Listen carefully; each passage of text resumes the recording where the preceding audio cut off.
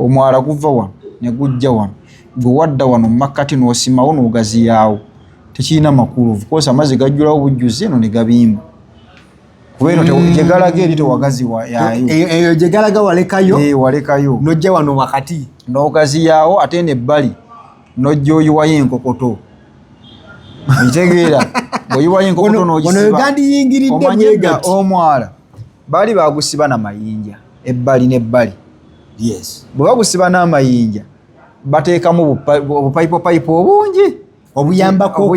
amazzi okuyingira mu mwala amazzi gayita mu ttaka eyo wansi ne gayingira muno enkuba bwe yatonyanga nga nnyingi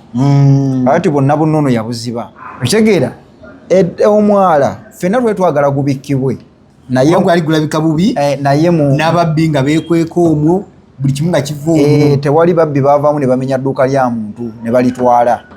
okitegeera naye kaakati tufuna amazzi agajja ne gatattalimu ne gatta ebizimbe nga 6 nalabye kwaliseero bakaaba ekyo ekibazimba wawaali toto bakaaba paka eri kati abo bonna tewali babbi baali baze ne bajojobya myalire egyo gyonna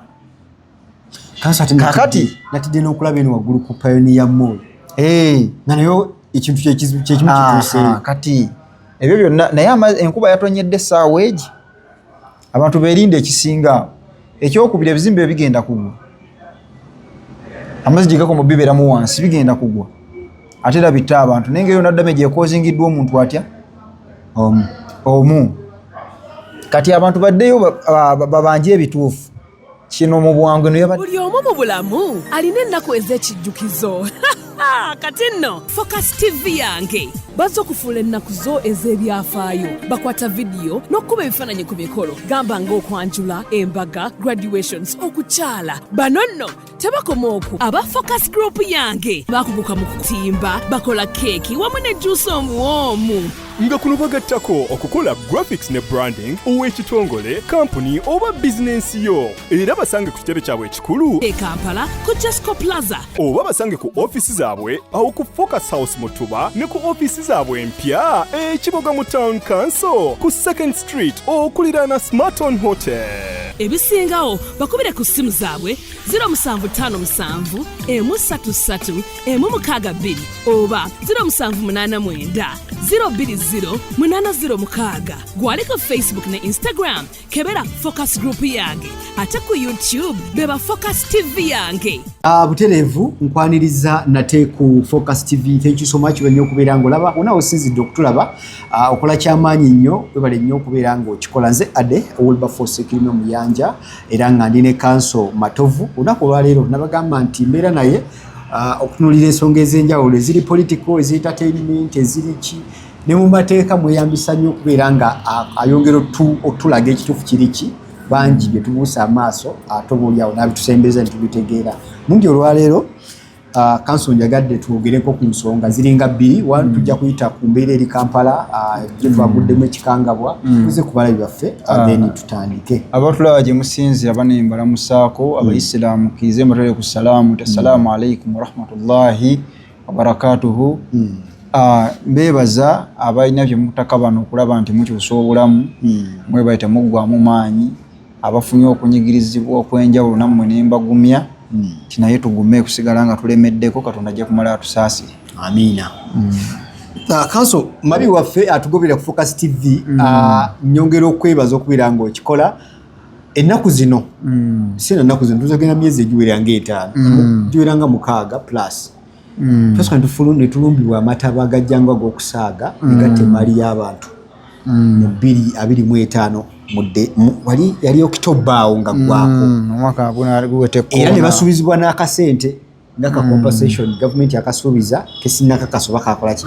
oba bakafuna twabadde tuli awo olunaku lw'eggulo luno lubadde kati ogw'eggulo mulundi gwakuna ezijje nga zibakola ki ng'amazzi gabakuba ndi mukutya nti ne wetuyimiridde essaawa wetutudde essaawa zino era ekiro ekikulaga kiyinza okuddamu essaawa ntono okuva kati era kigenda kubaddamu Kanso omuntu munnakibuga akeera ku makya okujja okuyiiya 10 kiyinza kuba kimulekawa kino kati ekisooka kkiriza abasobozi mbasaasira abafiiriddwa emaali yaabwe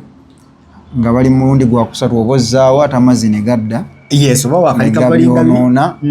Ate nga tukimanyi bulungi nti mu kibuga business ezisinga bali mu loan. Very true. Kakati mbasaasira. Naye ate era n'enkiza obuvunaanyizibwa obusooka eri gavumenti. Gavumenti omulimu gwayo omukulu kwe kulaba nti eterawo abantu embeera ennungi okubiwangaalira mu n'okukoleramu so that bafuna obulamu obulungi. Kati ensobi eno yatandikibwa gavumenti ku bbaluwa Mwami Museveni gye yawandiika ng'alagira Prime Minister ne Minisita wa Kampala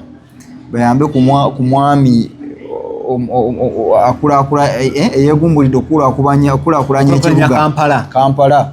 Era ye nga Hajji Amisi nga ye yali alaba nga kyalina kukola ki kuzimba ku mwalo okwo. Era buli omu yamugamba nga tekyandibadde kibi, enkulaakulana ffenna tugyagala, naye jangu ne pulaani entuufu. Kaso pulaani tiwagiraba? Teyaliiwo olw'ensonga ate neyayitingana ku mitimbagano ebyo byali byakugira ye oli bamuwaddeyo emitwalo 10 najja n'akuba ekikopo, naye yalina okuyita mu mitendera KCCA, environment assessment, biki byonna bimale bakanye nti wozimba bwoli kijja kukola ekirala. Omwala tegutandikira wali wakisekka, oyatandikira okuzimba ne gujja eno ku Nakivubo okugundi wali ku Nakivubo bbulu ati siwo gukoma. Yalina okugenda gye gutandikira abakubanga ayina ebigendererwa ebiri genuine, yalina okutandikira gye guva paka gye guyiwa, so si kujja wakati wano olwokuba wali bizinensi gwe n'ozimbako obubi. Kati n'azimbako n'aziba era ye ekikye n'akisitula mu bbanga. Kati amazzi go ganoonya we gadda mu bizimbe bino. Ebizimbe baali babizimba nga byonna biyiwa ku mwala. Awantu wa floodingangako bwe watyo before wajjulanga amazzi naye nga gayitamu ne gakola ki ne gagenda nga gajja ne gajjula mbwe gali katono nalo okumwala guli open nga amazzi gagenda dakika nga wakalu tubali tukolera mu kibuga ebbanga lyonna. Naye n'ekirala bannakampala ne kino nakyo kabakirabe, omusajja Lukwago yalaaja nawano n'abagamba bannange nti Lukwago tayagala nkulaakulana, naye abantu tebatunuulira records byonna ebintu Lukwago byali akayanyeko ne bikolebwa olumu ku maanyi tebyaliko birungi eri bannakampala okuva eri ku kumenya owino okuva mukekejjula buli kyakayanye kino kiribwa ekiti. Ate era ebirala n'abisuuza abantu ne batasiima, bamusasuddemu mugamba nti agende ekibuga kyetaaga inginiya. Kati ninze statement ya inginiya atubuulire tuzaako ki ekyo kimu kuba ali tekiniko kati bagamba ekibuga kyetaagaani inginiya tajja kukola ki, kati katulinde atubule ekyakola ki kyazzaako. Ekyokubiri bannakampala abe conscious ku bintu ebigenda mu maaso. Mwe mwali mufunye omukisa, ffe tulina ebitunyiga nga waliwo abakulembeze be mwawona tebasobola nabyogerako, naye mwe mwali mufunye omukisa tewali kyali kigwa Kampala n'Olukwago n'atuula. Anti kanso batukwana negamba ebigambo bingi yina ebikola ali abikola emirundi egi. Lukwago yayogeranga naye ng'amanyi wasobola stoppingira abantu bwe baali bamenyera ennyumba mu Lubigi, ani ya stopping ekikwekweta ekyo. Yayogera n'asituka n'agenda mu kkooti, kkooti neeyimiriza oba to benefit nzo yagala kukolera ki. Abo bennyini be yasitoppinga okumenya tebaamulonda. Abo bano bennyini abo abayitamu amazzi be baali bagamba ekibuga kyetaaga inginiya. Ye yali kuva from day one resisting agamba nedda omwata gwina kuzimbibwa, oguba gwa kuzimbibwa tugoberere enkole ki entuufu. Kanso entuufu yali ki ng'omwala gumaze webbanga mu Kampala nga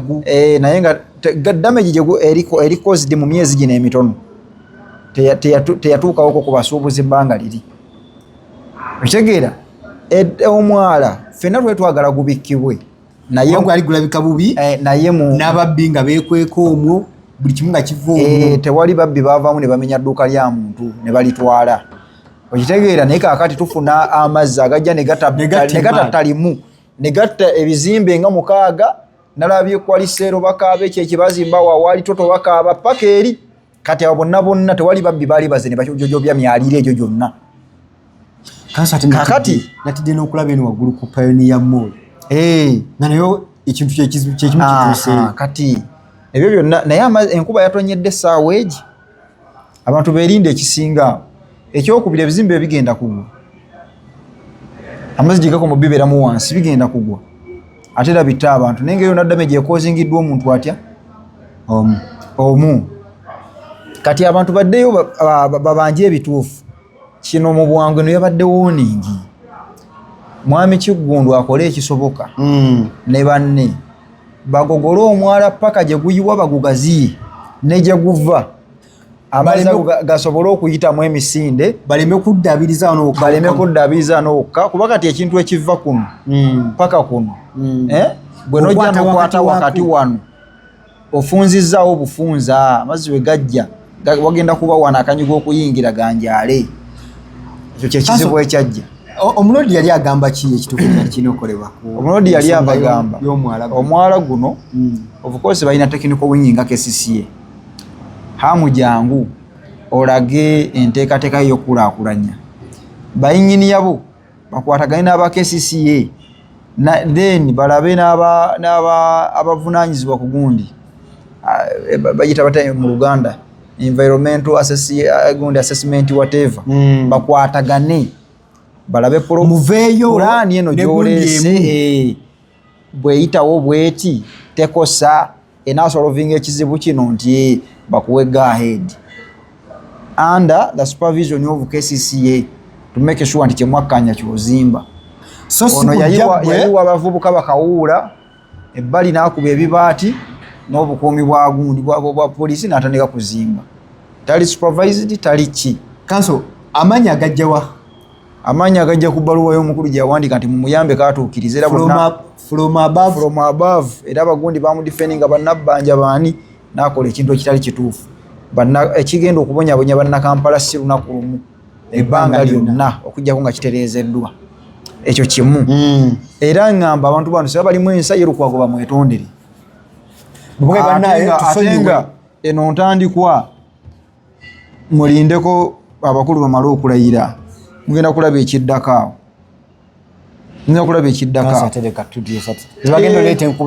ogenda si nkuba yokka balina enkuba eri mu kibuga ey'enjawulo emisolo giringa emisolo abantu babagobye ekampala tebalina ebakolera abasigaddemu amazzi gabayita mu maduuka embeera eyonooneka buki bononesi so ngamba ki mu byonna byonna ebyo factors esigadde zigattako bugasi obutafaayo bw'abantu bifo mwe bawangalira n'ebirala naye omuvunaanibwa omukulu ye gavumenti bano abasigadde ne banaakola ebintu ebitya nga si bituufu omuvunaanwa omukulu ye gavumenti gw'olina okukakasa nti oteekerateekera abantu ne decisions ezimu z'okola sooka olowooza impact yaazo zigenda kuvaamu bantu ekyo kyekisooka so manyi abakwatibwako bonna bino babiwulira n'ebyabaddewo babikoze eki babirabye munnakampati yatondebwa kubonaabona omuntu kabonaabona ebintu ebiteewalika ebyewalika abiyitemu mu miki mu mirembe kanso nze omusuubuzi obanze ayeeyize Kampala akola ku bino byonna ebigenda mu maaso biri mu kubeerawo nsigazza option kiki kyenyinza okukola option gy'osigazza first of all nga enkuba ejja nga tebannaba kutereeza kizibu ekyo either relocate eyo basement gy'obadde okolera vaayo akasente nakajja mu loan if not abantu batandike Uganda okwettanira insurance gandi ensure your properties z'otunda bibeeko insurance bebinaba mu insurance amazzi weganajja ne gabyonoona na insurance ekusasula ng'osigala otambula naye lwakuba nabo insurance nabo batunuulira bainsualinga singa omuliro gukwata singa biki katujja bagamba amazzi batunuulire omwaka gatuukawo emirundi emeka naye kati department yaabo naye nze kyenyinza obalifaalingako abantu bagende bemanyiza insurance by the way Uganda tebakiriiko nnyo abatera okikola abamu ku mmotoka naye abasuubuzi okusanga amaduuka galina insurance wano matini kyova omuliro gukwata ne gwokya amaduuka abantu bawowola buwowozi nzize mu kyalo anti tukize tugaane akasente ako kozaayo olabanga awaya akobwene kalina bwe kakuyambira kati musaawa bweziti obudde bwe buti olaba valu ya sente yo nze ngamba ebintu tulina okwemanyiza mu bulamu okukendeeza ku risiki asobola relocate va wooli ofune ekizimbe ekirala oba obadde okolera mu basement yambuka ku mwaliro ogwokusatu kuba kyemmanyi ke naatonyayo okwo Katonda n'atugerera wano enkuba eyatonye ejjo eyatonye ejjo nemala etukubamu bwetyo nani stop essaawa ngezi eri abadde ya ssaawa emu eba ku mwaliro gwakuna amazzi gaba gali ku mwaliro gwakuna so kati ekyo abantu babeerewo nga bakimanyi it's better vaawo ne mu dduuka eddala kati bannannyini bizimbe banaba emyaliro yonna wansi nga wakaze nabo osoba oli abanaateeka pressure kubavunaanyizibwa okulabika nti bagonjoola ekizibu zekasona badde manyi nti bwe babadde batuzimbidde omwala guno kati kiwedde era baguziba batulaga ebifaananyi wansi ngulabirira bazimbye bulungi otambulira nayo nga wagazi kyali anti nkugambye omwala guva wano ne gujja wano gwe wadda wano mu makkati n'osimawo n'ogaziyaawo tekirina makulu of course amazzi gajjulawo bujjuzi eno ne gabimba kuba eno gye galaga eri tewagazi yaayo eyo gye galaga walekayo n'ojja wano wakati n'ogaziyaawo ate n'ebbali n'ojja oyiwayo enkokoto ekitegeera bw'oyiwayo enkokoto n'ogisiba omwala baali bagusiba n'amayinja ebbali n'ebbali bwe bagusiba n'amayinja bateekamu obupayipopayipo obungi obuyambako amazzi okuyingira mu mwala amazzi gayita mu ttaka eyo wansi ne gayingira muno enkuba bwe yatonyanga nga nnyingi ati bonna bunnono yabuziba ye n'akubayo kikonkuliiti ebbali naki fe tugamba kumba abulookinga amazzi gonna agayinza okuva eno okukola ki okuyingira muno n'alekamu obudumu obutono bwe yagenda ateekateekamu omu ku bizimbe nga amaze okujjuza luli nti bwe babuleeta amazzi kakati pressure gye gajjirako akadumo nga kenkana bwe kati tegalina walala we gayinza kuyita galina kujjula geenoonye awo okuyita kyekyo ekyatuukawo so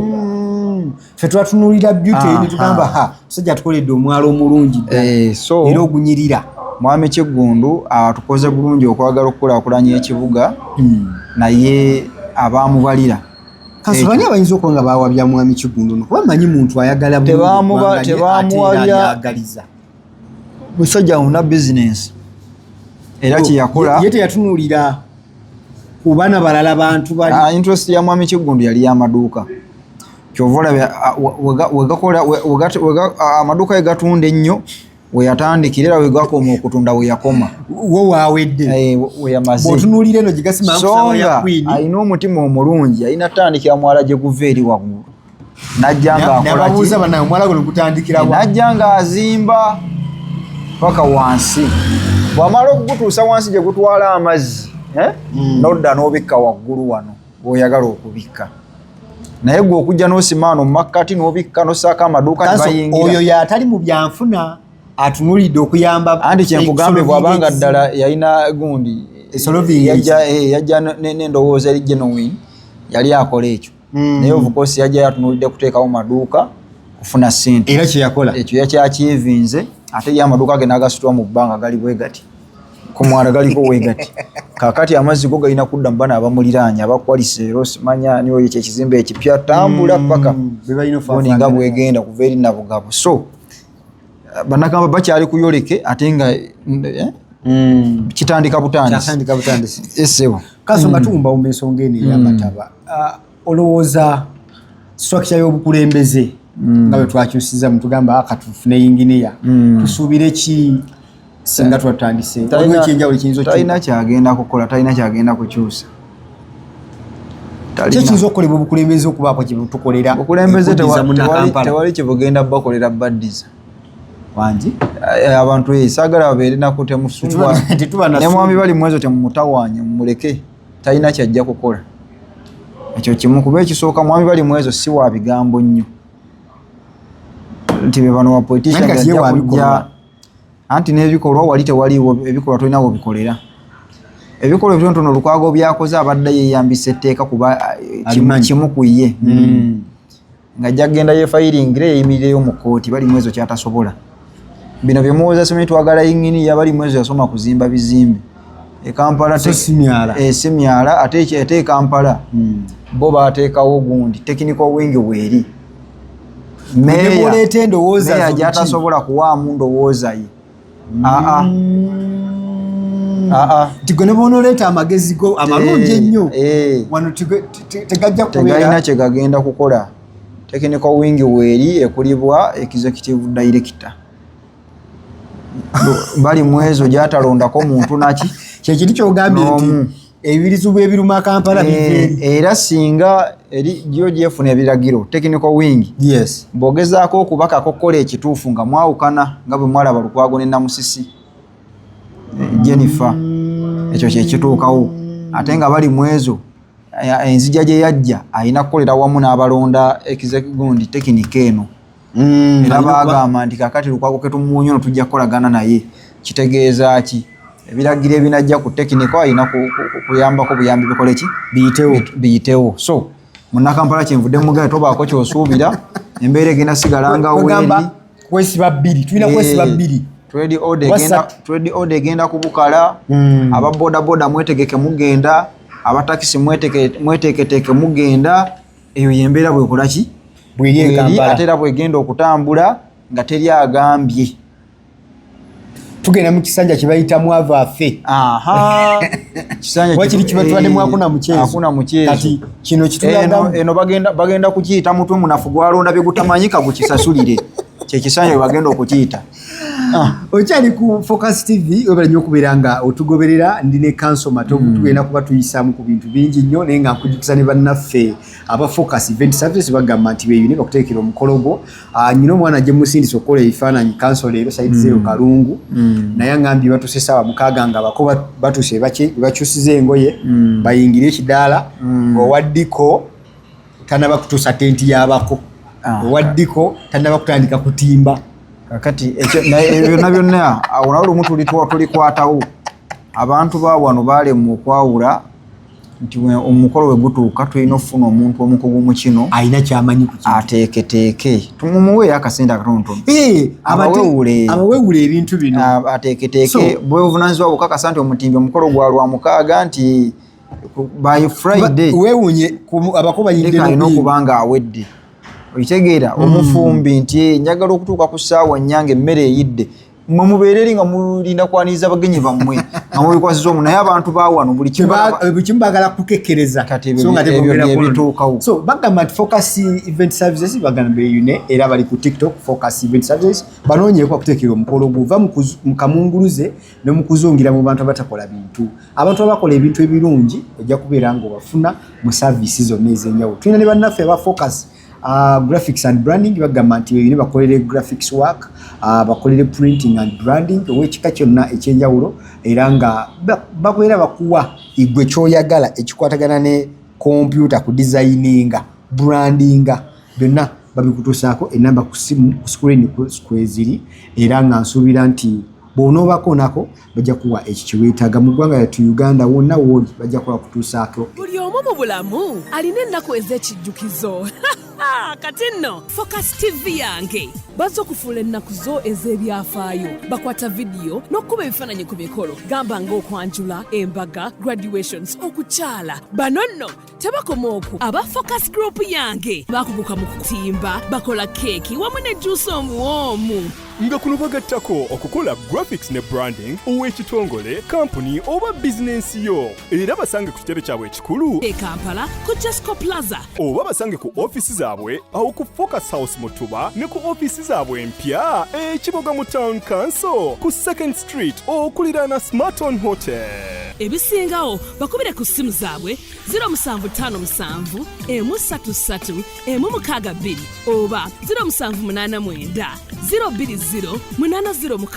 gwaliko Facebook ne Instagram kebera Focus Group yange ate ku YouTube beba Focus TV yange kusubscribinga ku Focus TV yange bingi